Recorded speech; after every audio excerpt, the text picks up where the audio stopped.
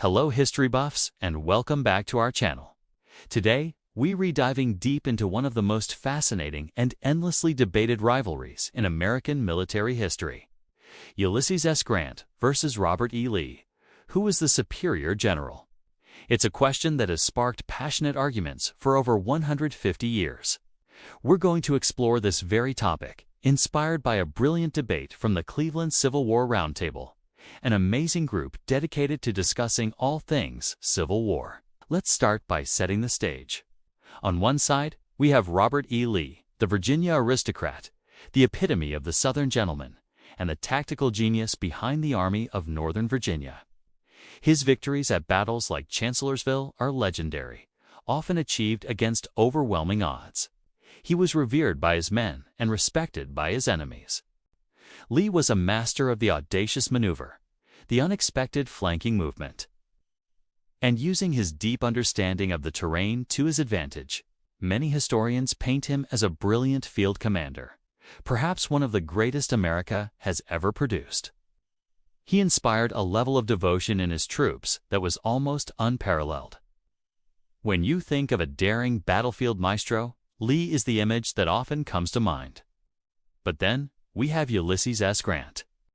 He was a tanner's son from Ohio, a man who had a rocky start to his military career, even leaving the Army for a time. He wasn't flashy, he wasn't an aristocrat. But what Grant possessed was an iron will and a revolutionary understanding of modern warfare. While Lee was winning dazzling battles in the East, Grant was methodically conquering the West. His campaigns at Fort Donelson, Vicksburg, and Chattanooga were masterpieces of strategic thinking. They weren't just about winning a single fight. They were about crippling the Confederacy's ability to wage war. Grant saw the bigger picture. He understood that this wasn't just a series of duels between armies, but a total war that required the destruction of the enemy's resources and will to fight.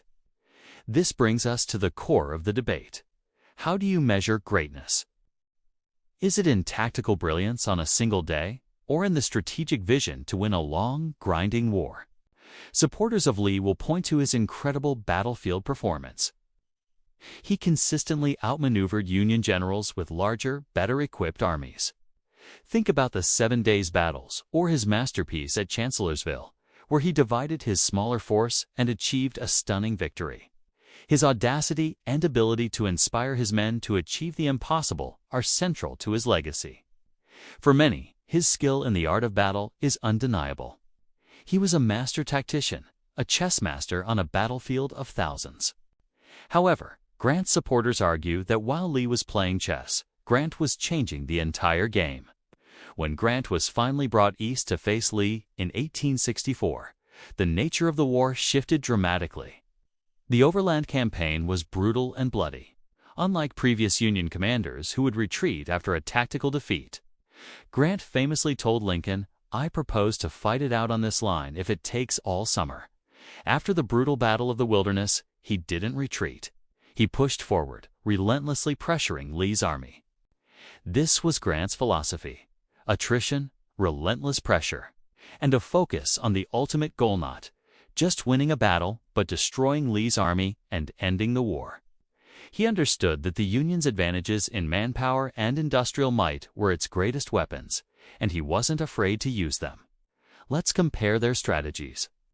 Lee's strategy was often offensive-defensive. He would use his central position to strike at Union armies, hoping to win a decisive victory that would shatter Northern morale and lead to a negotiated peace.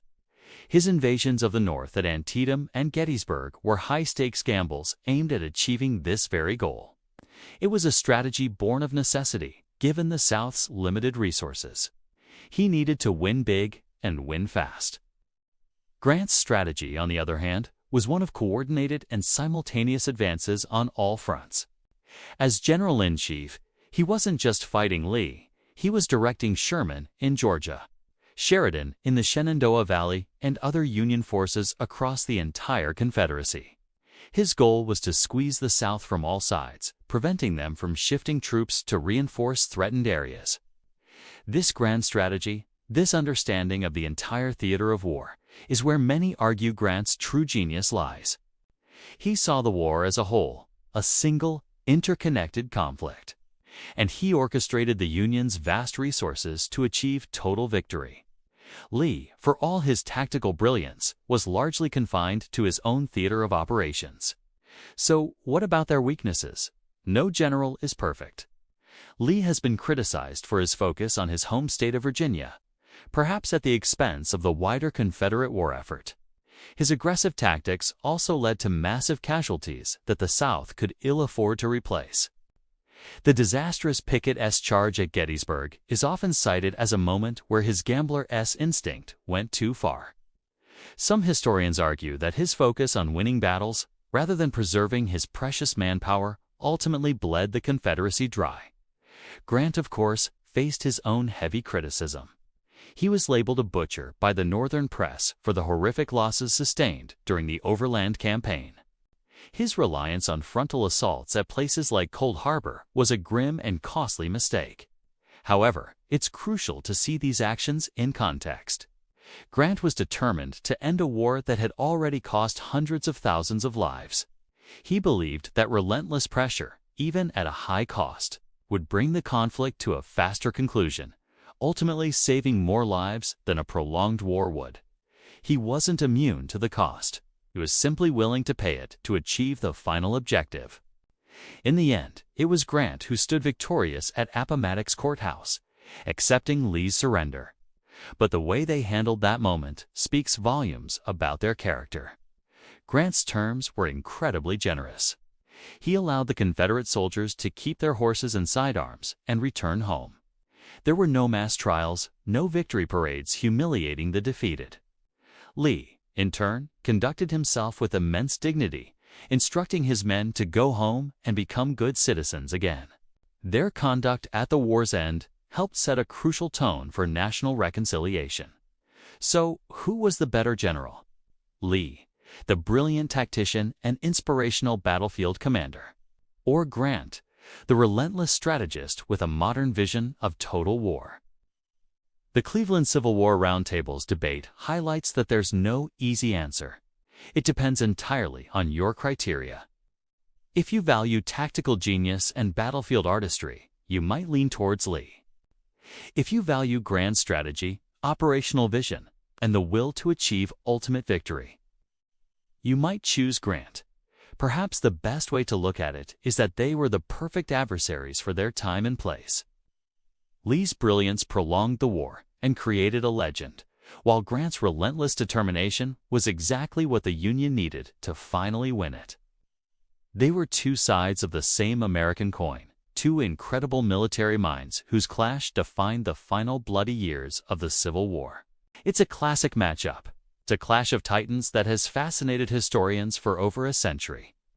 But how do dedicated groups like the Civil War Roundtable of Cleveland, or CCWRT, approach this legendary rivalry? Let's unpack their unique and insightful perspective.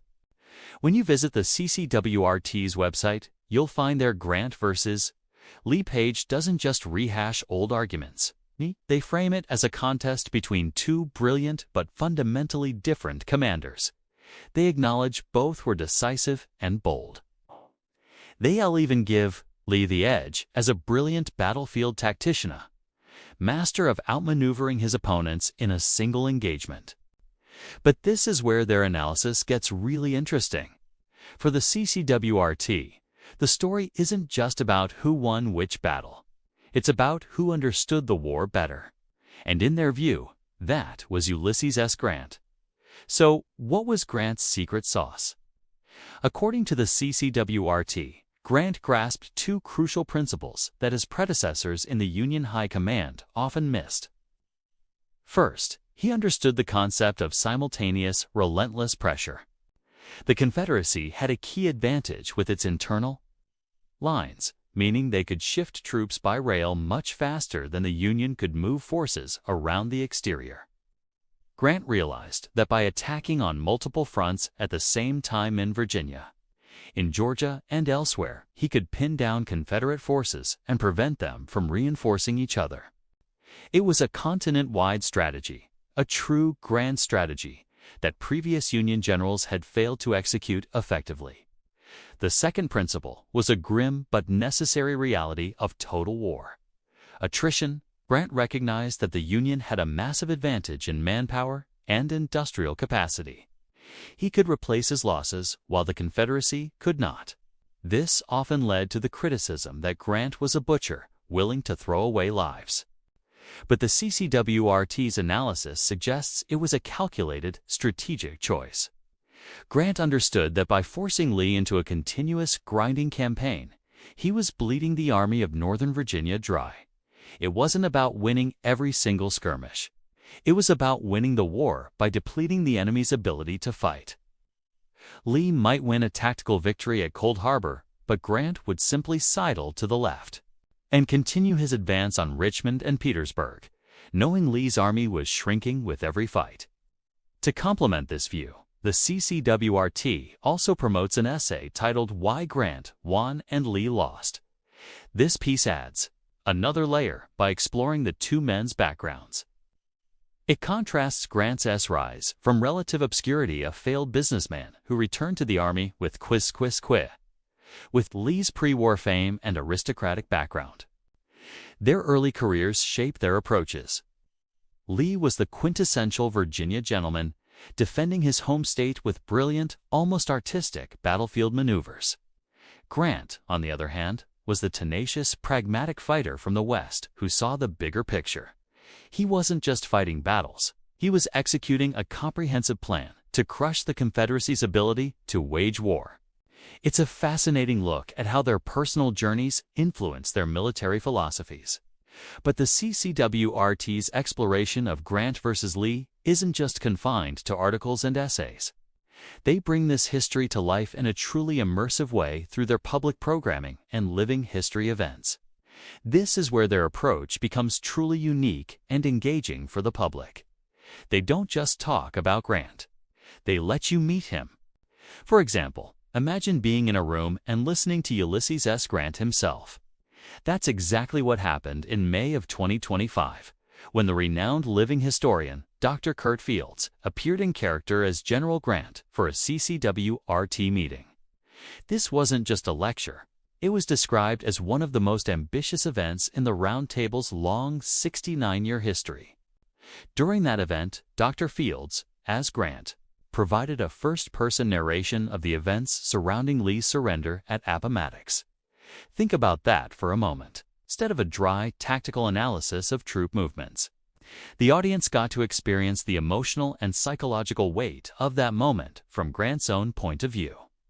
They heard his thoughts on meeting his longtime adversary, the terms of surrender he offered, and the profound sense of relief and melancholy that accompanied the end of the nation's bloodiest conflict. This approach transforms history from a list of facts into a powerful human story. It makes you feel the gravity of the moment.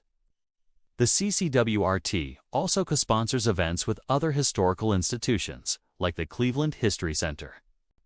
During Dr. Fields' visit, they hosted an event called Grant 101, an evening with Ulysses S. Grant. This kind of programming makes complex history accessible and exciting for a wider audience, moving beyond the traditional lecture format. By combining rigorous historical analysis with these engaging in-person experiences, the CCWRT shows that the Grant versus Lee theme is more than just an academic debate. First, that true military genius isn't just about winning battles. It's about understanding the nature of the war you're fighting. Lee was a master tactician, perhaps one of the greatest in American history. But Grant was the superior strategist who saw the entire board. He understood the industrial, demographic, and political realities of the Civil War and crafted a strategy to leverage the Union's strengths to achieve ultimate victory. Second, we learned that the best way to understand history is to engage with it actively. By blending scholarly articles with immersive living history, the CCWRT creates a multifaceted experience. They show us that the debate over Grant and Lee isn't just about who was better, but about understanding their different forms of brilliance and the larger forces at play that shaped the outcome of the war. It's about appreciating the tactical artistry of Lee while recognizing the strategic, war-winning vision of Grant. It's a nuanced, thoughtful, and deeply engaging way to look at one of history's greatest rivalries. Today, we read diving deep into one of the most legendary rivalries in military history. The clash between Ulysses S. Grant and Robert E. Lee. To really get what this whole saga is about, we need to go back, way back, before the first shots of the Civil War were even fired. We'll explore their backgrounds, their rise to power, and the epic campaigns that would ultimately decide the fate of a nation. So let's start with a man who, even before the war, was already a military icon. Robert E. Lee, born into a prominent Virginia family. Lee's path seemed almost predestined for military greatness. He was the son of a Revolutionary War hero, Light Horse Harry Lee, and he carried that legacy with him to West Point, where he excelled, graduating second in his class without a single demerit.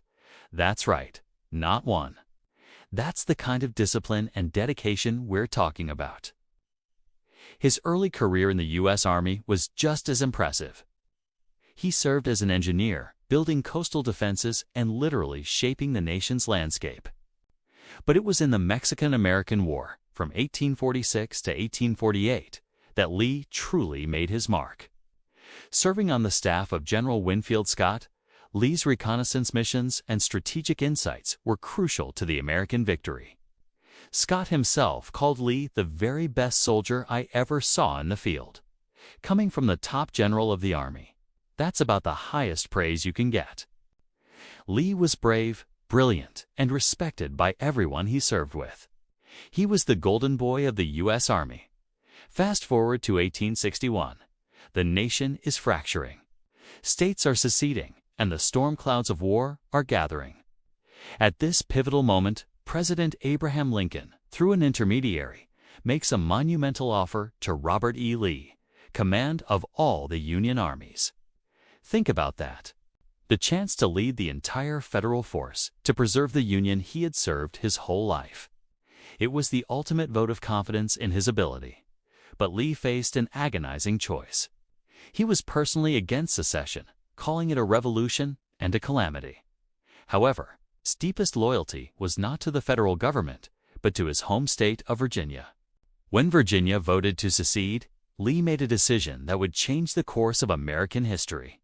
He resigned his commission in the U.S. Army, famously stating, "I cannot raise my hand against my birthplace, my home, my children."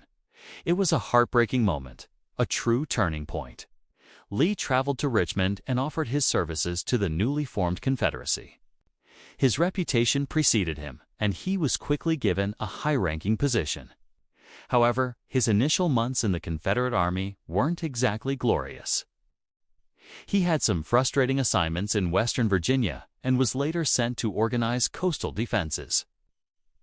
Some in the South even started to doubt if the legendary Colonel Lee had what it took to be a great field commander. They nicknamed him Granny Lee and the King of Spades because of his focus on building defensive trenches. But all that changed in the spring of 1862. During the Peninsula Campaign, the Union Army was on the doorstep of the Confederate capital, Richmond. The Confederate commander, General Joseph E. Johnston, was wounded in the Battle of Seven Pines. In that moment of crisis, Confederate President Jefferson Davis appointed Lee to take command of the army defending Richmond. He immediately renamed it the Army of Northern Virginia, a name that would soon become legendary. Lee, the so-called King of Spades, went on the offensive. In a series of brilliant and aggressive battles known as the 7 Days Battles, he drove the massive Union Army away from Richmond. It was a stunning turnaround. He had saved the Confederate capital and, in the process, cemented his status as a military genius and a hero to the Southern cause. From that point on, Robert E. Lee and the Army of Northern Virginia would become the primary focus, the main target for the Union. They were the obstacle that had to be overcome, and that sets the stage perfectly. Lee, the revered tactician, the embodiment of the Virginia aristocrat, is now the master of the Eastern Theater. But across the country, out in the often overlooked Western Theater, another commander is quietly making a name for himself. A man with a very different background, a different style, and a very different reputation. His name is Ulysses S. Grant. Ever wonder how a quiet, unassuming man became the bulldog general who would win the American Civil War? It's a story that doesn't start in the grand halls of Washington, D.C., but in the muddy, chaotic Western theater. This is the story of Ulysses S. Grant's incredible rise. When the Civil War erupted in 1861, Ulysses S. Grant was far from the top of anyone's list of future heroes. He was working in his father's leather goods store in Galena, Illinois, a West Point graduate whose Army career had ended years earlier under a cloud of rumors and disappointment. But the nation needed experienced officers, and Grant, driven by a deep sense of duty, answered the call. His initial return to the Army wasn't exactly glamorous. He started by drilling volunteer regiments, struggling to get a field command. Many in the military establishment looked down on him, but his persistence paid off. He was eventually promoted to brigadier general and given command of the District of Southeast Missouri. It was here, away from the main spotlight of the Eastern Theater, that Grant began to show his true mettle. His first major test was the Battle of Belmont in November 1861. It was a messy, inconclusive affair. Grant led a raid on a Confederate camp in Missouri, saw some initial success, but was then forced into a hasty retreat. While not a clean victory, Belmont was crucial. It gave his raw volunteer troops vital combat experience, and, more importantly, it showed Grant's character. Under fire, he was cool, decisive, and personally brave, being the very last man to get back on the transport boat. He learned that war was about hitting the enemy hard and fast. The winter of 1862 would be the turning point. The Union war effort had stalled, and the public was desperate for a victory. Grant saw an opportunity where others saw only obstacles. The Confederacy had built a defensive line across Kentucky and Tennessee. Anchored by two key forts, Fort Henry on the Tennessee River and Fort Donelson on the Cumberland River, these forts were like corks in a bottle, preventing Union forces from using the rivers as highways into the Confederate heartland. Grant proposed a bold combined Army-Navy operation to take them. His superior, General Halleck, was skeptical but eventually gave him the green light. In early February 1862, Grant moved. Fort Henry was the first target. The fort was poorly situated and partially flooded. U.S. Navy ironclads under Flag Officer Andrew Foote pounded it into submission before Grant's infantry even arrived. It was a swift, almost anticlimactic victory. But the real prize lay just 12 miles overland, Fort Donelson. Fort Donelson was a much tougher nut to crack. It was well fortified, manned by thousands of Confederate soldiers, and situated on high bluffs overlooking the Cumberland River. Grant's army marched overland and surrounded the fort. The fighting that followed was brutal, waged in freezing rain and snow. The Union gunboats were repelled by the fort's powerful cannons, and at one point, a surprise Confederate breakout attack shattered Grant's right flank, sending Union troops reeling in panic. This was the moment that defined Grant. When an aide found him, Grant was calm. He listened to the reports, chomped on his cigar, and then noticed something crucial. The captured Confederates were carrying full haversacks. This meant they weren't trying to fight their way back into the fort. They were trying to escape entirely. He realized the enemy who had attacked was desperate. "The one who attacks first now will be victorious," he declared. "The enemy is hurt. Turn the tables on them." Grant immediately ordered a massive counterattack all along the line. His exhausted, demoralized troops rallied and stormed the Confederate outer works. Pinned down and with no hope of escape, the Confederate commander, an old friend of Grant's named Simon Bolivar Buckner, asked for terms of surrender. What happened next became legendary. Grant's reply was blunt and uncompromising. "No terms except an unconditional and immediate surrender can be accepted. I propose to move immediately upon your works." Buckner had no choice but to accept. On February 16, 1862, Grant captured Fort Donelson, along with its entire army of nearly 15,000 men. The news electrified the North. It was the Union's first major victory of the war, a beacon of hope after a series of disappointments. Church bells rang, and newspapers hailed a new hero. They played on his initials, U.S. Grant, calling him Unconditional Surrender Grant. In an instant, the obscure general from Illinois was a national figure, promoted to Major General by President Lincoln. The fall of Forts Henry and Donelson was a strategic catastrophe for the Confederacy. It broke their defensive line in the West, forced them to abandon Kentucky and much of Tennessee, and opened the rivers for the Union to push deep into Southern territory.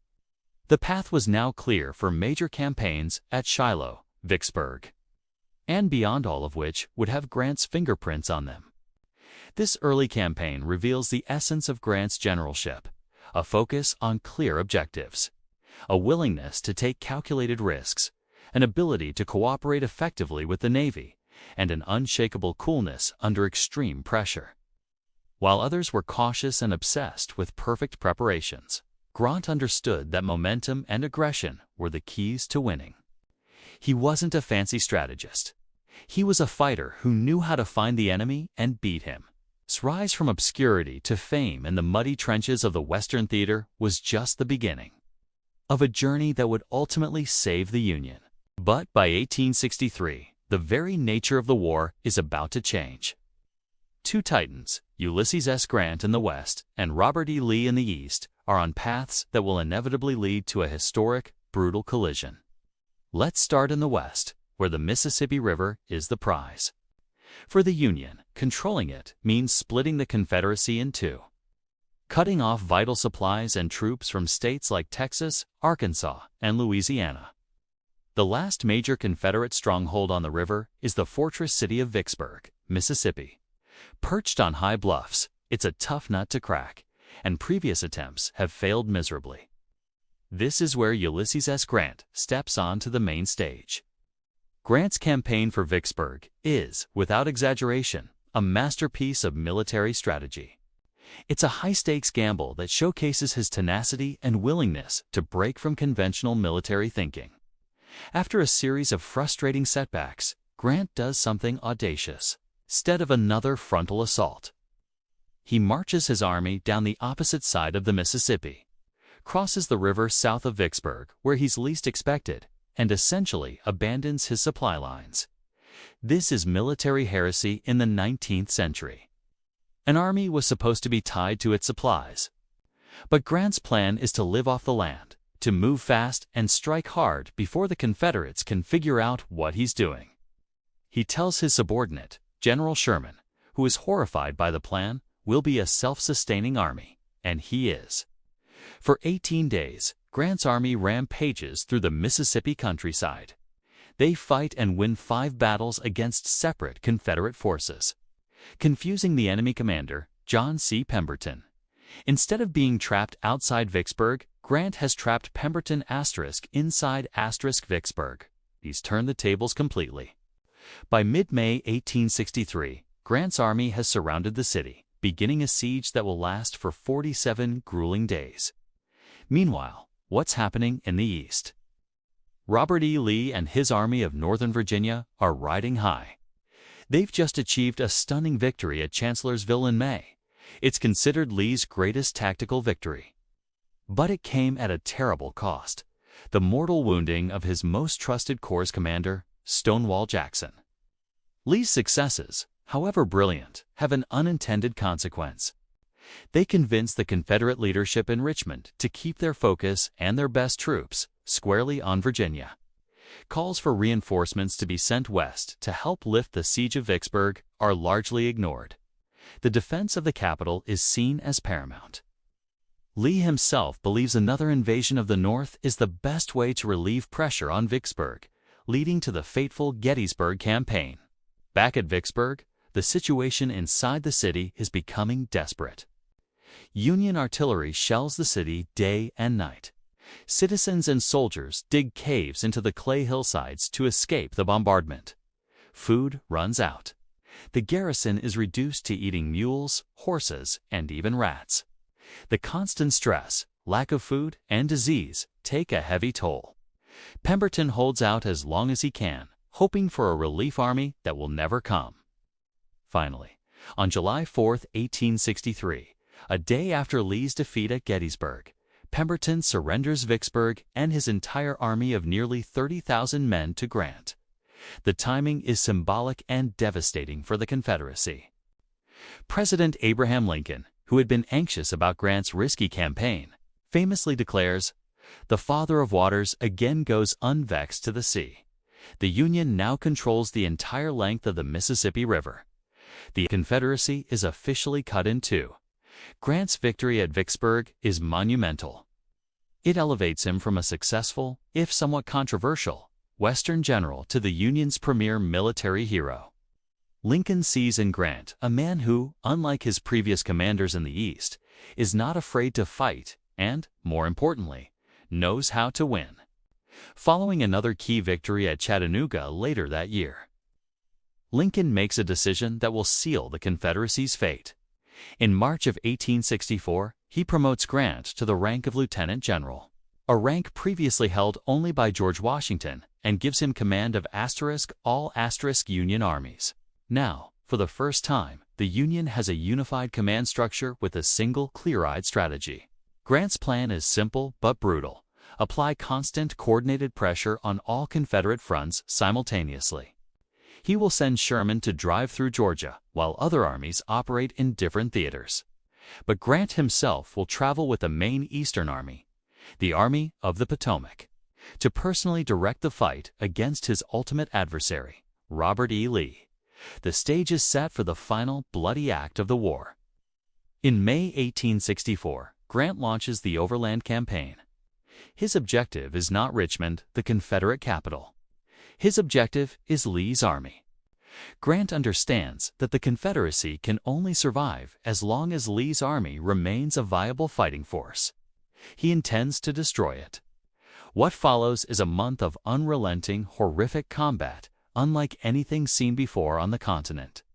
The campaign kicks off with the Battle of the Wilderness, a confusing and terrifying fight in dense, tangled woods where units get lost and fires rage through the wounded.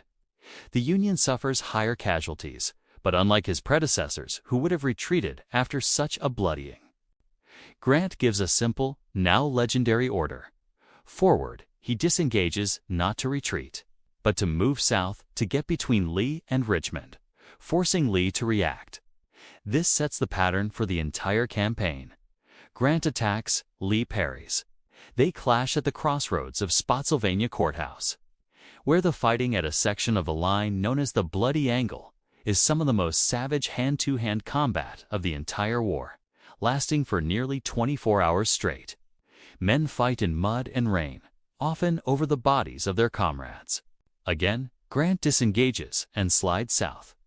Lee, a master of defensive warfare, continually anticipates Grant's moves and puts his army in strong defensive positions.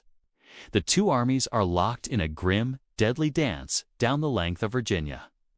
The casualty lists are staggering, earning Grant the grim nickname the Butcher in the Northern press. But Grant understands the grim arithmetic of this new phase of war. He can replace his losses. Lee cannot. The campaign culminates at Cold Harbor, just miles from Richmond.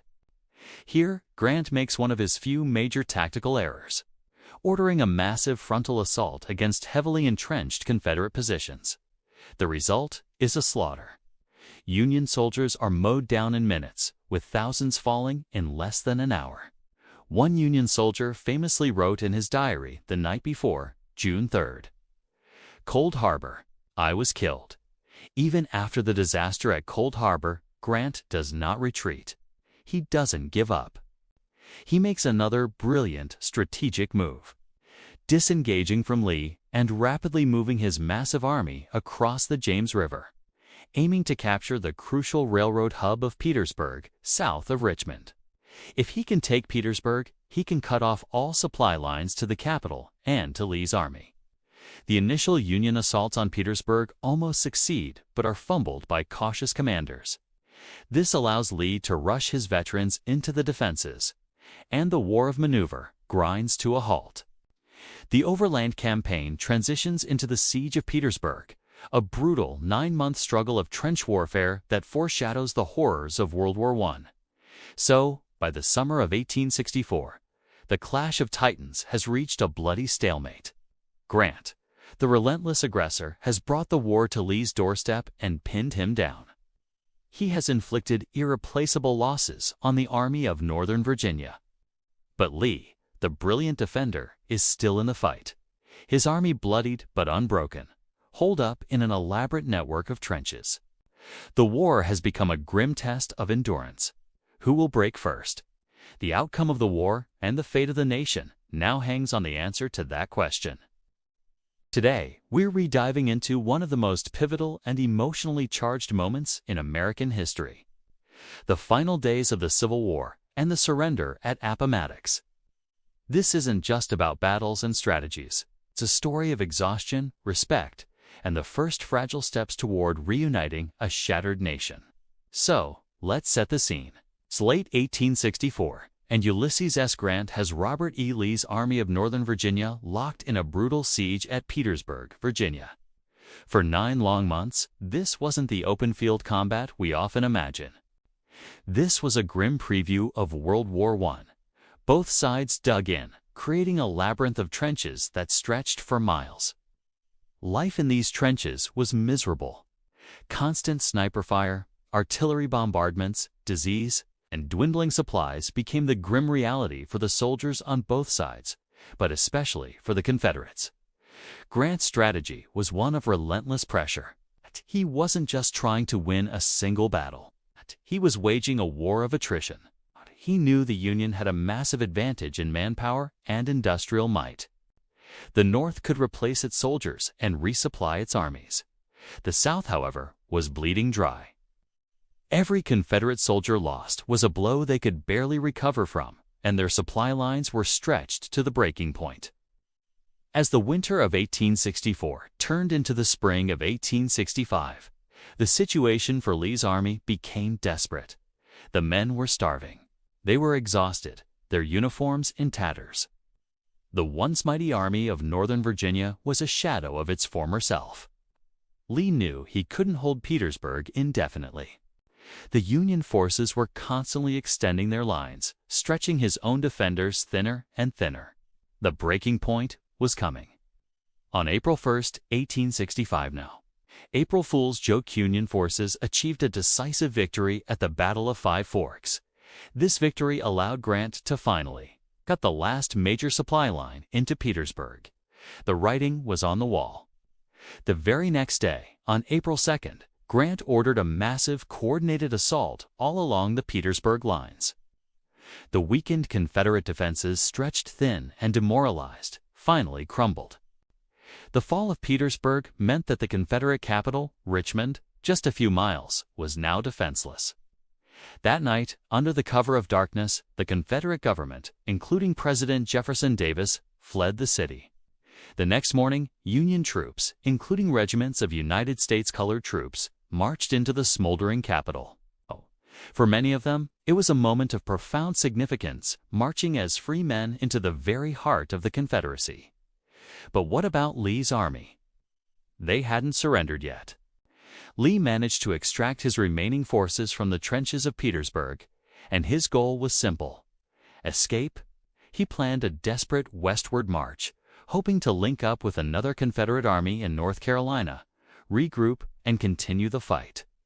Grant was in hot pursuit. The Union cavalry. Sheridan rode hard, harassing Lee's retreating columns and cutting off his path. The retreat was a week-long nightmare for the Confederates. It was a running battle, a series of desperate skirmishes with no time to rest and no food to eat.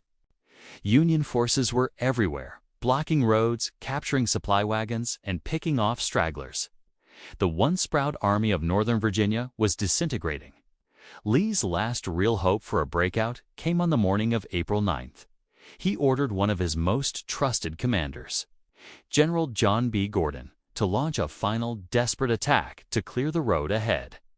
Gordon's exhausted, Starving men surged forward, and for a moment they managed to push back the Union cavalry, blocking their path. But as they crested a hill, their hearts sank. Beyond the cavalry, stretching as far as the eye could see, were lines of blue-coated Union infantry. The army was trapped. They were completely surrounded. A rider was sent to General Lee with the news. Lee, realizing the futility of further bloodshed, said, "There is nothing left for me to do but to go and see General Grant, and I would rather die 1,000 deaths." The end had come. Lee sent a message to Grant, requesting a meeting to discuss the surrender of his army. This is where the story takes a remarkable turn. Grant, upon receiving the message, showed a measure of grace that would set the tone for the nation's healing. Instead of dictating terms and location, he allowed Lee to choose the meeting place. It was a simple but powerful gesture of respect for his old adversary. Lee selected a small, unassuming brick home in the tiny village of Appomattox Courthouse, a house owned by a man named Wilmer McLean. And here, as a fascinating bit of historical irony, Wilmer McLean had moved to Appomattox to escape the war. His previous home? It was near Manassas, Virginia, and the very first major battle of the war. The Battle of Bull Run had practically taken place in his front yard. The war, it seemed, had both started and ended on his property. So, on the afternoon of April 9, 1865, Robert E. Lee arrived at the McLean house. He was the image of a storybook general, dressed in his finest uniform, complete with a sash and a presentation sword. A short while later, Ulysses S. Grant arrived. In stark contrast, Grant was splattered with mud. Wearing the simple uniform of a private with only the shoulder straps of a lieutenant general to denote his rank, he hadn't had time to change after his hard ride to the front. The two men sat in McLean's parlor. They had known each other from the Mexican-American War years earlier, and they spoke for a few moments about their time in the old army. It was a slightly awkward but respectful start. Then, Lee gently brought the conversation to the reason for their meeting. Grant, by his own account, was somber. He felt no joy in the downfall of such a valiant foe. He then wrote out the terms of surrender, and they were astonishingly generous. There would be no mass imprisonments, no trials for treason, no public humiliation. The Confederate soldiers would simply be required to lay down their arms and sign a parole, a promise not to fight against the United States again. Then, they were free to go home. As Lee read the terms, he noticed one thing was missing. Many of his men, particularly in the cavalry and artillery, owned their own horses. They weren't government property. These horses were essential for the spring planting they needed to get to. Lee pointed this out to Grant. In another act of remarkable foresight and compassion, Grant didn't hesitate. He agreed to amend the terms. He told Lee he would not change the written document, but he would give an order that any Confederate claiming a horse or mule could take it home to put in a crop. Grant understood that the goal now wasn't to punish, but to rebuild. These men weren't just enemy soldiers anymore. They were once again Americans, and they needed to become productive citizens. The entire meeting lasted about 90 minutes. When Lee emerged from the house and mounted his famous horse, Traveler, Union soldiers who had gathered outside began to cheer. Grant immediately put a stop to it. He told his officers, "The war is over. The rebels are our countrymen again." It was a profound statement, emphasizing reconciliation over victory. In the following days, the formal surrender of the weapons took place. In a ceremony organized by Union, General Joshua Chamberlain, the hero of Little Round Top at Gettysburg, the Confederate soldiers marched forward to stack their rifles. As they approached, Chamberlain ordered his men to salute their defeated enemies. It was the final, poignant gesture of respect. One Confederate general later wrote that the salute was a balm to our wounded pride. The surrender at Appomattox did technically end the entire Civil War. Confederate forces would surrender in the weeks to come. But it was the symbolic end. The surrender of the Army of Northern Virginia, the most famous and successful of the Confederate armies, signaled that the cause was lost. The story of Appomattox is so powerful because it could have gone very differently. It could have ended with vengeance, with mass punishments that would have festered for generations. Instead, thanks to the character of men like Grant and Chamberlain, it ended with gestures of magnanimity and a focus on the future. It laid the groundwork, however difficult, for the long and arduous process of healing a divided nation. It was a reminder that even in the aftermath of the most brutal conflict, there is a path forward through dignity, respect, and a shared sense of humanity. And enduring debates in American history. The showdown of the Civil War titans, Ulysses S. Grant versus Robert E. Lee. For over a century and a half, their legacies have been debated, their strategies analyzed, and their characters scrutinized. Who was the better general? The answer isn't as simple as you might think, and today, we're going to unpack it. Let's start with Robert E. Lee. Even his adversaries couldn't help but admire him. He was the very picture of a distinguished commander, elegant, dignified, and possessing an almost intuitive genius for battlefield tactics. Mention Lee, and you think of stunning victories like Chancellorsville, where he defied military convention by dividing his smaller army to defeat a much larger Union force. He was audacious, a master of the calculated risk.